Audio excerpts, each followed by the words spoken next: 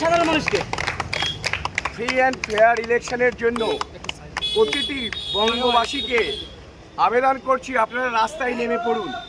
Nomination file complete করে এখন নিচে চলে যাচ্ছে সবাই মাঝখানে।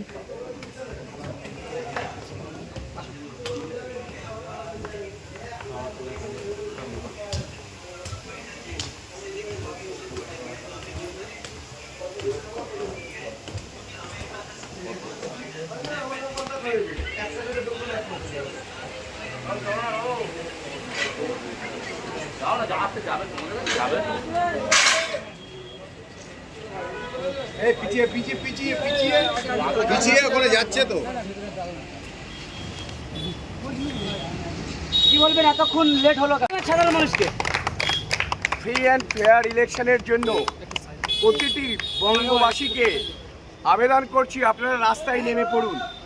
এই দিন এসে গেছে, আমাদের বাপদাদারা ইংরেজদেরকে হটিয়ে দিয়ে এ দেশের স্বাধীনতা এনে দিয়েছে। আজকের সেই দেশের স্বাধীনতা গণতন্ত্র ধূলিসাৎ করে দিয়েছে এই পিসি আর ভাইপো। এই যে অভিষেকের বিরুদ্ধে যে নমিনেশন, পিসি ও ভাইপো এদেরকে ইমিডিয়েটলি বাংলা থেকে না হটাতে পারলে বঙ্গবাসী তাদের পছন্দের প্রার্থীকে তারা ভোট দিতে পারবে না। আমরা যে আইএসএফ করি, এর আইএসএফকে ভোট দিতে হবে এমন কোনো কথা নয়। আমাদের যে লড়াই, যে প্রতিটি মানুষ তার বুথে গিয়ে তার পছন্দের প্রার্থীকে যেন ভোটটা দিতে পারে, অর্থাৎ ফ্রি অ্যান্ড ফেয়ার ইলেকশনের জন্য আইএসএফ লড়ছে। নমিনেশন কি কমপ্লিট হলো? হ্যাঁ, নমিনেশন কমপ্লিট হলো। নমিনেশন কমপ্লিট হয়ে গেল, কিন্তু এখনো পর্যন্ত অভিষেকের কোনো দেখা নেই। কি ভয় পেলো কি মঞ্জুল লস্করকে? কি বলবেন? দেখুন, আমি ওই বিষয়ে কথা বলতে চাইছি না, কারণ ওকে আমি একজন আনফিট ক্যান্ডিডেট মনে করি, অযোগ্য। তার নাম বারবার মুখে আনতে চাই। অভিষেক বন্দ্যোপাধ্যায় অযোগ্য?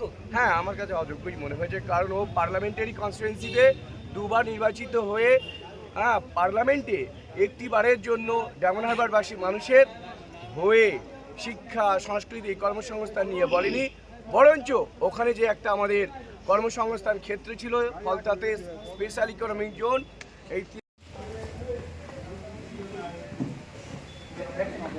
হ্যাঁ,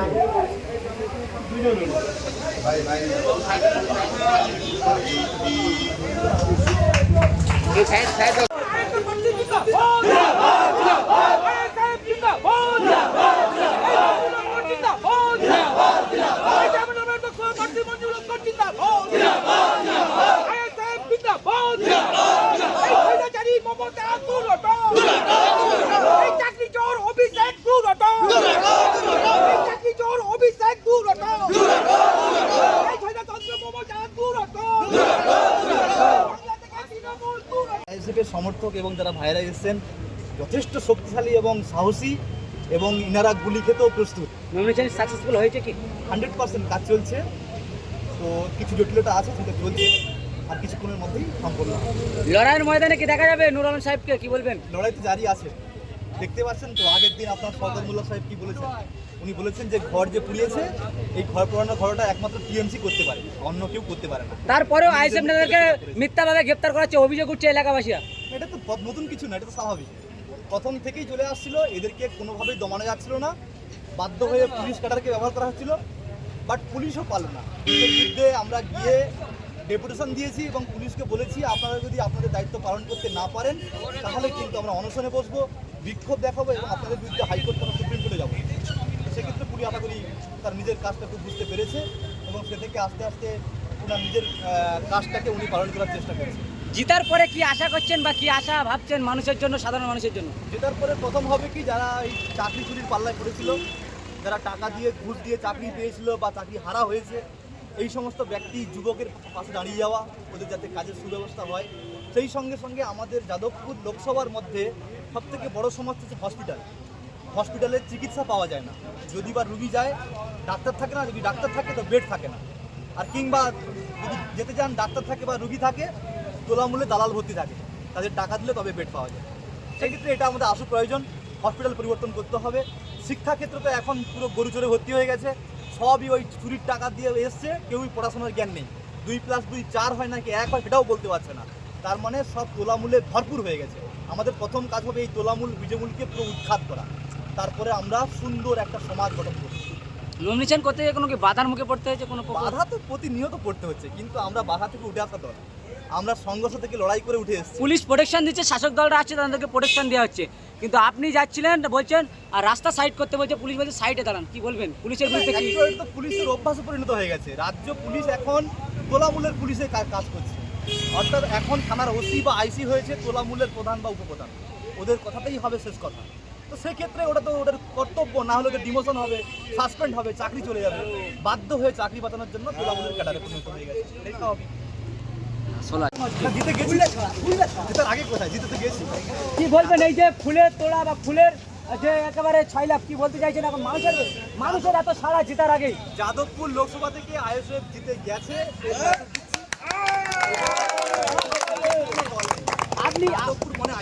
আপনি নমিনেশন দিয়ে আসলে এখনো পর্যন্ত সায়নী ঘোষকে দেখা যাচ্ছে না, কি বলবেন? ভয় পালিয়ে গেছে। ভয়ে পালিয়ে গেছে। রাস্তা যখন বেরোচ্ছে, যখনই সায়নী ঘোষ রাস্তায় বেরোচ্ছে, ওই মহাশয়ার নামে এমন কটূক্তি হচ্ছে, সেই কটূক্তির লজ্জায় উনি মুখ ঢাকা দিচ্ছেন, আর বাধ্য হয়ে পালাতে বাধ্য হয়েছে, না হলে মানুষ হচ্ছে ছিঁড়ে মুড়ে খেয়ে যাচ্ছে। লজ্জা শাসক দলের, কি লজ্জা শাসক দলের? হ্যাঁ নিঃসন্দেহে লজ্জা তো। শাসক দলের লজ্জা কেন বলি? সবই গরু চোর, সবই কয়লা চোর, বালি চোর, শিক্ষা চোর, এমনকি মিড ডে মিলের যে চাল সেটাও চুরি করেছে। অতএব সমস্ত কিছু কয়লা, বালি, পাথর, টঞ্চি, পায়খানা ঘর কিচ্ছু বাকি রাখেনি, সব চুরি করে খেয়ে ফেলেছে। লাস্ট বাকিটাও কি আছে? আমাদের জীবনটুকু বাকি আছে, যুবকদের জীবনটুকু বাকি আছে, ওটাও হয়তো খেয়ে ফেলতে হবে, নিরাপদ করছে না। তো সেই ক্ষেত্রে মানুষ তোলামূলকে একদম নিশ্চিহ্ন করার জন্য আইএসএফকে নিয়ে আসছে, এবং আইএসএফ হচ্ছে এর প্রতিপক্ষ দল। আইএসএফ ছাড়া বিকল্প কোনো কিছুই নেই। আইএসএফই এখন যাদবপুর থেকে জিতছে, আইএসএফ যাদবপুর পার্লামেন্টে যাচ্ছে। নমিনেশন দেওয়া হয়ে গেছে? নিঃসন্দেহে।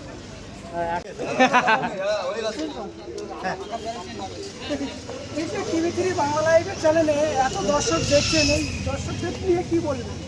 দর্শক আমার সোনার দর্শক আমার বাংলার মানুষ, মাটির তৈরি মানুষ। আমরা কিন্তু সৎ প্রকৃতির মানুষ এবং নির্ভেজাল মানুষ, বিশ্বাসী। কিন্তু এই তোলামূল আর বীজেমূল, এই দুটো এত তোলা তুলেছে, গরু চুরি করেছে, বালি চুরি করেছে, এই মানুষের মনটাকে বিশ্রী করে দিয়েছে, বিষ বানিয়ে দিয়েছে। আইএসএফ শুদ্ধকরণ করছে, শুদ্ধিকরণ। তাই আইএসএফ এসে অক্সিজেন নিয়ে, মুক্ত অক্সিজেন নিয়ে, মুক্ত বুকে চলে বেড়াবে, মুক্ত যুবক থাকবে, যুবতী হয়ে উঠবে, আজীবনের জন্য সুরক্ষিত, এবং আমার বাড়ির মা এবং বোনেরা হবে সুরক্ষিত। অতএব আইএসএফ চাইছে মৌলিকগত চড়াম ঢাক বাজাতেন, ওনাকেও জানতাম উনি নাকি বীরভূমের বাঘ, তো এখন তো বিড়ালের মতো আচরণ করছে। বাঘ তো সেই নওশাদ সিদ্দিকী সাহেব, যার আওয়াজে, যার হুঙ্কারে মমতা দিদির আমাদের তো চেয়ার দোলমোল করে কাঁপছে, কালীঘাটের সমস্ত চেয়ার হলবল করে কাঁপছে। তাহলে এই শাসক দলের বিরুদ্ধে আপনি দাঁড়িয়েছেন, শাসক দলের বিরুদ্ধে কোনো ভয়টাই, কোনো বাধার সঙ্গে পাচ্ছেন কি মনে করছেন? আমাদের আইএসএফ যারা করতে এসেছে, জীবন দিয়ে করতে এসেছে, জীবন চলে যাবে কিন্তু আইএসএফ ছাড়বো না।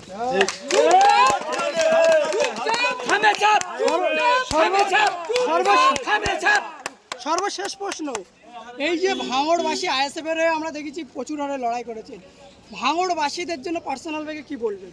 ভাঙড়বাসী আমার হৃৎপিণ্ড, আমার হৃৎপিণ্ডের সব রক্তের ভাই নাও হতে পারে, কিন্তু আমরা কিন্তু একই আত্মার ভাই, একই আত্মার সম্পর্ক আমাদের। অতএব ভাঙড় যেভাবে আমাদের তাজা দুটো প্রাণ চলে গেছে পঞ্চায়েত ইলেকশনে, সেই সঙ্গে সঙ্গে আরও কিছু প্রাণ চলে গেছে কিংবা মৃত্যুর সঙ্গে পাঞ্জা লড়ছে, এরকম কর্মীদেরকে আমরা কুর্নিশ জানাই, যারা কিন্তু নিজের জীবনটুকু দিয়ে এই বালিচোর, কয়লাচোর, গরুচোরের বিরুদ্ধে দাঁড়িয়েছিল। তাই জন্য তো জীবন গেছে, কিন্তু আমরাও সেই রকম জীবন দিতে প্রস্তুত, কিন্তু আইএসএফকে আমরা ছাড়বো না। আইএসএফ আমাদের মূল মন্ত্র, আইএসএফ আমাদের সঞ্জীবনী, আইএসএফ আমাদের বুকের মেন হৃৎপিণ্ড। অতএব আইএসএফ ছাড়া কোনো কথা হবে না। গাড়ি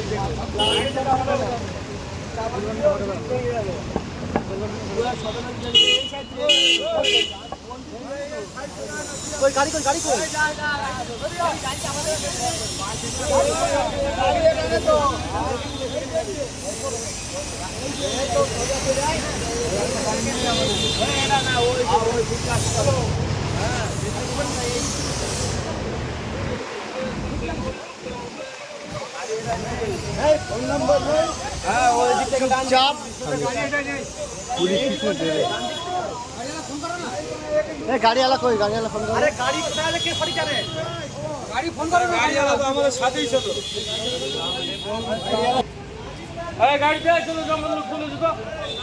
স্যার আপনার কেমন লাগছে? কিছুই বলেন। আজকে আপনার কেমন লাগছে? খুব ভালো লাগছে। আপনার? আজকে আমাদের যে অ্যাডভোকেট নুর আলমের নবিশা ফাইল জমা হয়ে গেল, তো আমরা আজ থেকে ভাঙড়ে গিয়ে গণতান্ত্রিক প্রক্রিয়ায় আমরা ভোট করে জিতে দেখে দেবো নাকি। ইনি হচ্ছে আমাদের হলিয়াট ওয়ানের সভাপতি আমাদের উসমান ভাই, খুব সুন্দর আইনতভাবে কাজ করে, বেআইনি না।